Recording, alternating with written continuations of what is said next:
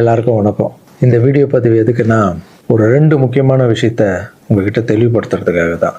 ஒன்று இந்த திருச்சி கிழக்குன்னு போயிட்டு இருக்குல்ல, அதுக்காக.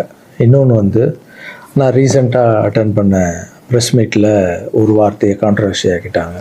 முதல்ல இந்த ப்ரெஸ் மீட்டை பற்றி பேசிடலாம். நான் ப்ரெஸ் மீட்டு கொடுத்துட்டு வந்துட்டேன். ஒரு விஷயத்தை கான்ட்ரவர்சியாக மாற்றி அது தப்பாக 2-3 பேர் பேசுகிறேன்னொடனே நான் ட்வீட் போட்டுட்டேன்.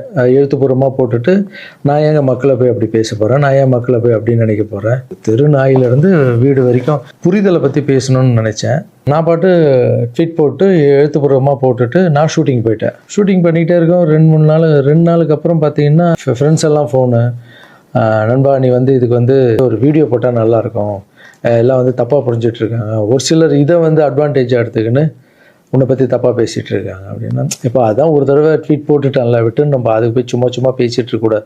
தப்பு நம்ம பண்ணால் பரவாயில்ல, நம்ம தான் பண்ணலையே அப்படின்னு விட்டாச்சு. அதுக்கப்புறம் என்னுடைய ட்ரஸ்ட்டு குழந்தைங்கள்லாம் ஃபோன் போட்டு, நம்ம படிக்க வச்ச குழந்தைங்க அங்கங்கே வேலை பண்ணிகிட்டு இருக்காங்கல்ல, அங்கிள் நீங்கள் இதுக்காக ஒரு வீடியோ போடுங்க ப்ளீஸ், இது ரொம்ப தப்பாக போய்ட்டுருக்கு அப்படின்லாம் பேசினாங்க. என்னடா இது எல்லாம் அப்படி சொல்கிறாங்களே அப்படின்னு பார்க்கும்போது, வீட்டுக்கு போனால் வீட்டில் அம்மாவும் அப்செட்டில் இருக்காங்க. இதுக்கு தான் நான் ஒன்று அரசியலுக்கு போவானு. நான் ஐயோ இது ஏதோ ரொம்ப தப்பாக இருக்குது போல்.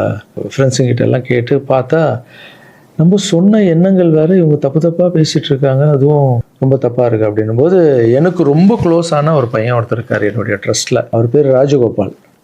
அவர் ஒரே ஃபோனில், அங்கிள் நீங்கள் இதுக்கு ஒரு ட்வீட் போட்டு ஆகணும், நீங்கள் அந்த ராஜகோபால் யாருன்னு நான் உங்களுக்கு இன்ட்ரடியூஸ் பண்ண போகிறேன். இது வரைக்கும் நான் பசங்களை டான்ஸ் ஆட வைக்கிறாருன்னு மேலோட்டமாக பார்த்துருக்கீங்க, பசங்களை படிக்க வச்சுருக்காங்கன்னு மேலோட்டமாக பார்த்துருக்கீங்க, அவங்க ஹாப்பியாக இருக்காங்க, இவங்க டான்ஸ் ஆடுறாங்க, இவங்களை படிக்க வைக்கிறாங்க, மாஸ்டர் பர்த்டே கேக் வெட்டுறாரு, இது மட்டும் தானே பார்த்துருக்கீங்க. ஒவ்வொரு வாழ்க்கையிலும் எவ்வளோ கஷ்டம் இருக்குது, அவங்கள நான் எவ்வளோ கஷ்டப்பட்டு வளர்த்தேன் அப்படின்றதெல்லாம் அப்போல்லாம் ரீல்லாம் இல்லை. இப்போ சொல்கிறேன், ஒரே ஒரு பையனுடைய அவர் எப்படி சேர்ந்தார், அவருடைய கஷ்டம் என்ன, நான் எவ்வளோ கஷ்டப்பட்டேன், அவர் இப்போ எந்த நிலைமையில் இருக்கார், எந்த நிலைமையில் இருந்தாலும் நான் அவர் எப்படி விடாமல் இருக்கன்றதை அந்த பையனை இன்ட்ரடியூஸ் பண்ணுறவாங்க. இவர் பேர் தான் ராஜகோபால். இந்த வீடியோவில் பேசியே அவனுன்ற முடிவில் வந்திருக்காரு.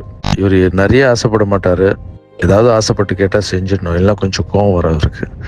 இவர் யாருன்னு முதல்ல நான் சொல்கிறேன். இவர் சேர்ந்தது 20 வருஷத்துக்கு முன்னாடி என்கிட்ட சேர்ந்தார்.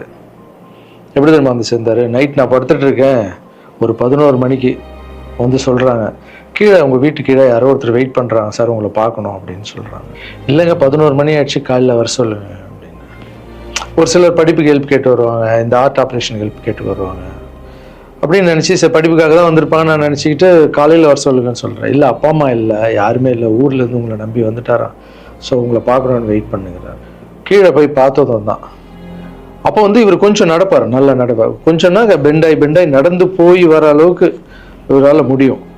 போய் பார்த்தேன், அப்படியே கண்ணில் அப்படியே தண்ணி, அப்படியே கலங்கி என்னை அப்படியே கட்டி பிடிச்சார் 20 வருஷத்துக்கு முன்னாடி இவர். ஸோ அந்த அணைப்பிலே எனக்கு ஃபீல் ஆச்சு, இது வலி உள்ளே ரொம்ப இருக்குது, அவருக்குள்ளே நிறைய வலி இருக்குதுன்னு என்னால் ஃபீல் பண்ண முடிஞ்சது. ஏடாக நானும் உட்காந்து கேட்டேன், இல்லை சார் எனக்கு அப்பாவும் இல்லை அம்மாவும் இல்லை யாரும் இல்லை, என்னால் கொஞ்சம் தான் நடக்க முடியும், எனக்கு நீங்கள் உங்களை பற்றி கேள்விப்பட்டேன் சார், நான் இங்கேயே உங்கள் கூடவே தங்கிக்கிறேன் சார், உங்களை பற்றிலாம் நான் படிச்சிருக்கேன் சார், எனக்கு அப்பாவா அம்மாவா இருந்து நீங்கள் என்னை பார்க்கணும் சார் அப்படின்னு.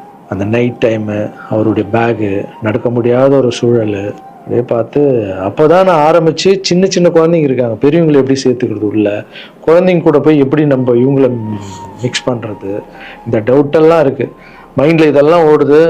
எல்லாம் சின்ன பசங்களாக இருக்காங்க, இவர் பெரியவராக இருக்கார், எப்படி உள்ள இதெல்லாம் போயிட்டு இருக்கும்போது கூட யோசனை பண்ணிக்கிட்டே இருக்கேன். பட் எது நடந்தாலும் இல்லை, கடவுள் அமைச்சிருக்காரு, அவ்வளோதான், சேவையே கடவுள், வாங்க நான் பார்த்துக்கலாம் அப்படின்னு அவர் அப்படியே உள்ளே கூப்பிட்டு போய் ஃபஸ்ட் டைம் சாப்பாடு போடுறோம் வீட்டில்.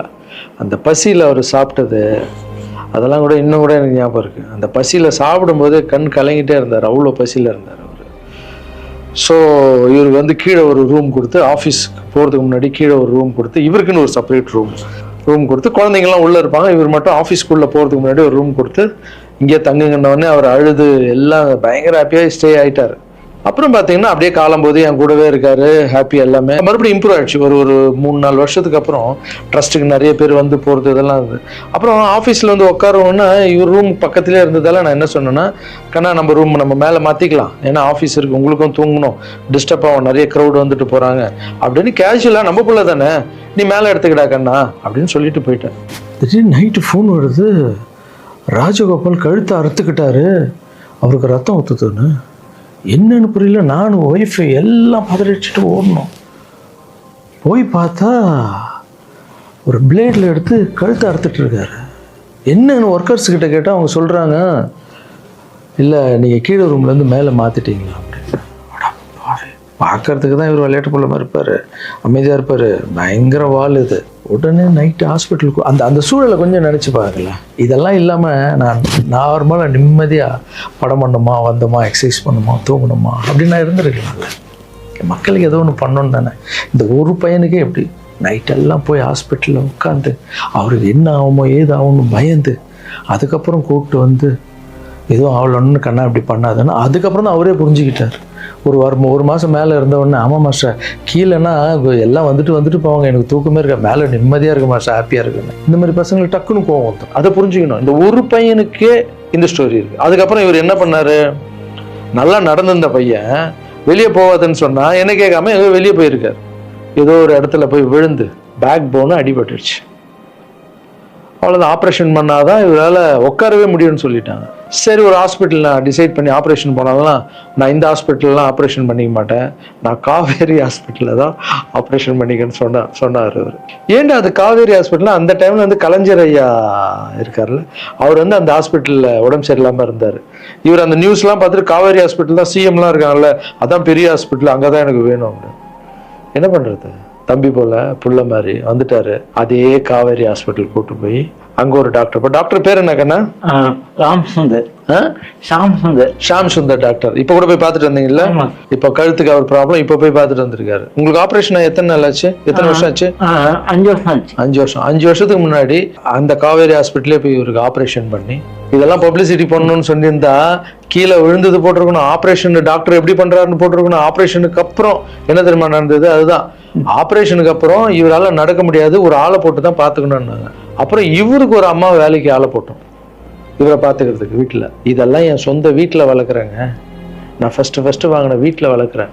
ஆமா, இதெல்லாம் என்ன சர்வீஸ், மக்களுக்காக பண்றது. மக்கள் பணத்தால் தான் நான் நல்லா இருக்கேன். மக்களை போய் நான் தப்பா பேசுறேன்னு சொன்னோன்னே வலிச்சிருச்சு. எங்க அம்மாவே வீட்டுக்கு போற அழுதுட்டாங்க, இதுக்கு தான் நீ அரசியலுக்கு போவானான்னு சொன்னேன். ஒரு பையனுக்கு எப்படின்னா எத்தனை பிசிக்கல் சேலஞ்ச் நீங்க பார்த்துருப்பீங்க, என்னெல்லாம் நடந்திருக்கும் என் லைஃப்ல. அதை விட 60 குழந்தைங்களுக்கு என்னென்ன ப்ராப்ளம். ஒரு குழந்தைக்கு கொரோனா வந்து எல்லா குழந்தைக்கும் கொரோனா வந்து. இப்பதான் வந்து ட்ரஸ்ட்ல எல்லா பசங்களும் பெருசாயிட்டாங்க, ஒரே ட்ரஸ்ட்ல இருக்கக்கூடாதுன்னு பசங்க அங்கங்க படிக்க வச்சு அவங்க பாட்டி வீட்லயே அங்கங்க இருக்காங்க. இப்போ ஒரு வாரத்துக்கு முன்னாடி தான் ஃபாதர்ஸ் டே வந்தது. நான் வளர்த்த குழந்தைங்க எல்லாரும் எனக்கு வந்து செலிப்ரேட் பண்ணுறாங்க. இன்னும் நம்ம இங்கே தானே வளர்ந்தோம், அப்பா தானே வளர்த்தாருன்னு என்னை பார்த்து இந்த பூச்செண்டு கொடுக்கும்போதெல்லாம் எனக்கு அவ்வளோ ஒரு சந்தோஷம். அதனுடைய அன்பு பார்த்தீங்கல்ல, யாருக்காவது கிடைக்குமா? ஸோ இதெல்லாம் மக்களுக்கு மேலே வச்சுட்டு இருக்க அன்பு மட்டும்தான். நீ பேசணுமா? என்ன பேச போற? அதான் நான் அங்கிள் சொல்லிட்டேன் உன்னை பற்றி எல்லாமே. நான் உண்மையாக சொல்லணும். சரி சொல்லு. இது வந்து யார் நம்ப மாட்டாங்க. இப்போ நான் வந்து பாதிக்கப்பட்டவன். சரி சொல்லு. நீங்க எப்படி பார்த்துட்டீங்கன்னா அந்த கடவுளுக்கும் எங்க அம்மாவுக்கு தான் தெரியும். இது நான் வந்து மக்கள் மாதிரி உங்களுக்கு நான் உண்மையாக சொல்றேன். நான் கும்பல அனைத்து கடவுள் மேலானேயும் என்னை பெற்ற அம்மா மேலானேயும் சொல்றேன். இந்த பின்னாடி நிற்காதுல்ல, இவர் எங்க சார் மட்டும் இல்லை, எனக்கு அம்மா அப்பா எல்லாமே இவர் தான். எங்க அப்பா பெரிய கோடீஸ்வரர் அப்படின்னு என்னை வந்து நான் இப்படி வாழ்ந்துட்டேன் அப்படின்னு எங்க அம்மா என்னையும் அனாதையை விட்டுட்டாரு. எங்க அம்மா என்னை விட்டு போனதுக்கப்புறம் இந்த உலகத்துல எப்படி வாழ போறோம் அப்படின்னு ரொம்ப தயக்கமா இருக்கு. హిట్ టీవీ యాప్ ఇందులో short news, live news, entertainment shows, movies, digital magazines తో పాటు మీ జిల్లా వార్తలను కూడా ఫ్రీగా చూడొచ్చు. ఇంకెందుకు ఆలస్యం, వెంటనే హిట్ టీవీ యాప్ ని డౌన్లోడ్ చేసుకుని ఫ్రీగా ఎంటర్టైన్మెంట్ పొందండి. Hit TV app. Hit TV app. Please download hit TV app. Hit TV app ని ఫ్రీగా డౌన్లోడ్ చేసుకొని ఎంజాయ్ చేయండి. మీకు నచ్చిన ఎంటర్టైన్మెంట్ కోసం హిట్ టీవీ యాప్ ని ఫ్రీగా డౌన్లోడ్ చేసుకొని ఎంజాయ్ చేయండి. హిట్ టీవీ యాప్ ని డౌన్లోడ్ చేసుకుని ఆస్వాదించండి, ఆశీర్వదించండి. ఇంతమంది సెలబ్రిటీలు హిట్ టీవీ యాప్ ని డౌన్లోడ్ చేసుకోండి అని చెప్తున్నారంటే ఎంత మంచి యాప్ ఆలోచించండి. అమెరికాలో చదవాలనుకునే వాళ్ళకి విశ్వసనీయమైన పేరు మన శౌర్య consultancy. UKలో 1 year masters, 2 years work permit up to 5 years visa. Contact Saurya Consultancy. Contact 89851 89851.